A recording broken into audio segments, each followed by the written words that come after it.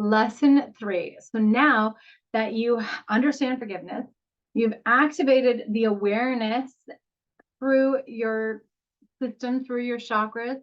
And then we're going to do the hypnosis and everything in our live session, or you'll have a fourth video to this because you're going to get the replay of that.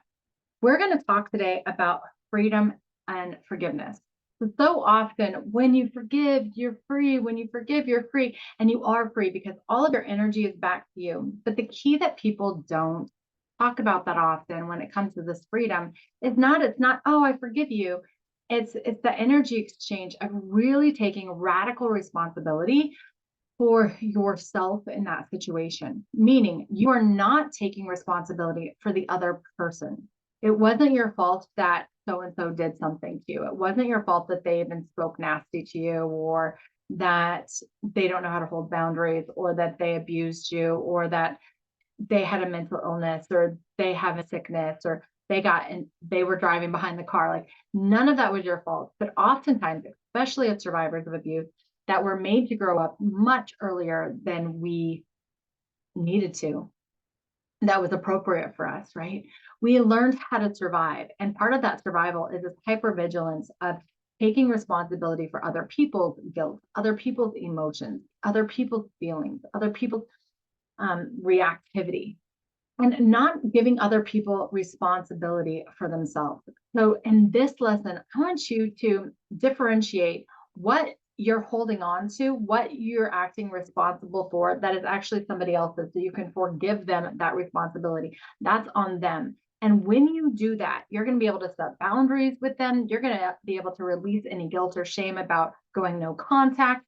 You're going to be able to accept them for who they are and how they are. And so you can have a relationship with them and release the expectations that often we have, especially with parents. I find with my clients, we have these expectations that our parents are going to change, right?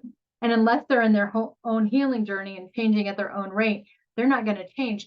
So you get to either cut them off if they're toxic, or evaluate what you can share and what you can't share, so you don't have to walk through this forgiveness of being hurt over and over and over again. The next piece is figure out what you're responsible for. Right? So you're responsible for your own reactivity. You're responsible for your own choices. For many survivors, we don't even know how to make a choice. I start with my Amazing You clients when we work through the Amazing You year, this program that goes deep into knowing yourself and loving yourself. And I mix the trauma therapy within it. I mix the coaching within it. I mix the nutrition and the nourishment with it. But how do you make choices? Oftentimes the food is making choices for you, right? The whatever's comfortable, the fuck-its are making choices for you. Other people are making choices for you. And so what do you need to do to really reclaim your choices in this matter? Like, what did you choose? What were you all willy-nilly about? Kind of like up to the universe and up to God, those kind of things we just blame God for, right? Well, if I didn't have to take that exit, I wouldn't have gone down that street and that wouldn't have happened to me. Or if my mom would have just taken me on that vacation, then I wouldn't have been molested. Or if like all these, like, whatever, I didn't have a choice, kind of willy-nilly things. Those are the things that we blame God for.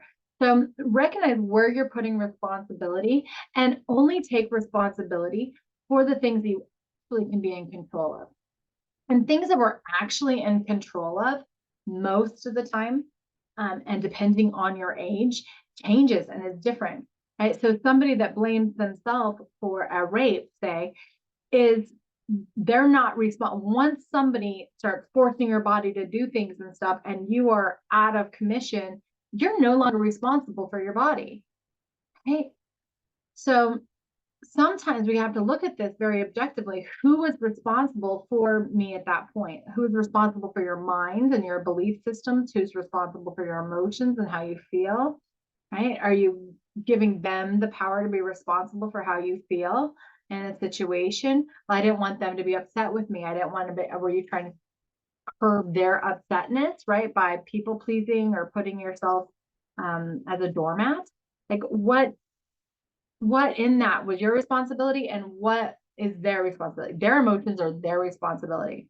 Okay, so we go much deeper into this in therapy, but hopefully you get the point here in these little master classes. So you can really feel this freedom of forgiveness. So the freedom comes when you're responsible for yourself, physically, mentally, emotionally, and spiritually. And you no longer give that responsibility to external forces. And you no longer deny when external forces take that responsibility and you are, whether through fault of your own or not fault of your own, or like just things shit happen sometimes, right? And we have to, things break and things happen and trauma happens. And it wouldn't be trauma if we were prepared for it and had our, all of our faculties there. We only have so much choice. So look at where you have choice, what you're responsible for in this situation.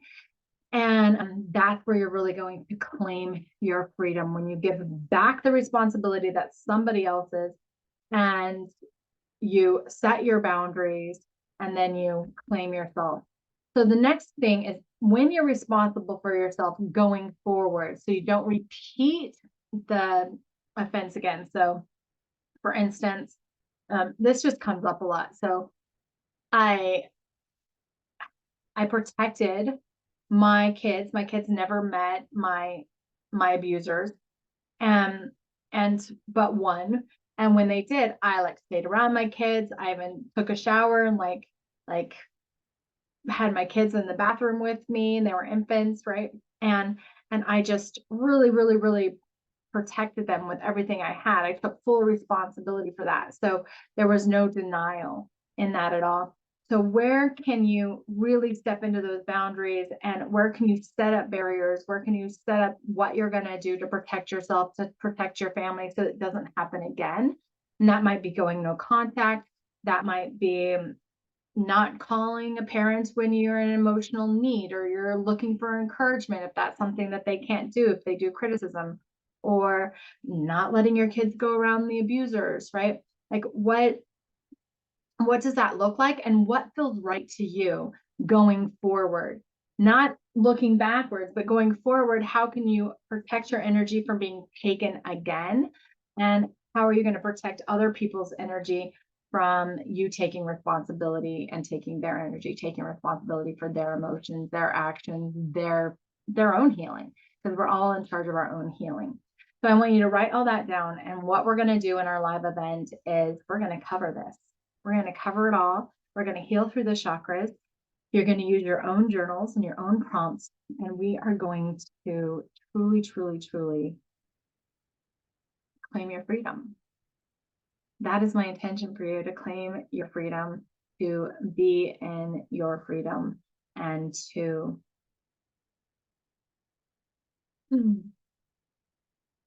feel unstuck. Thank you so much for taking this class. I appreciate you. If you want to learn more about me or work with me privately, I have my consultations, and you can buy all of my online courses at lishaantiqua.com. Thank you so much, and I will see you live, or once you get this homework done, jump into that replay and receive the healing. Enjoy.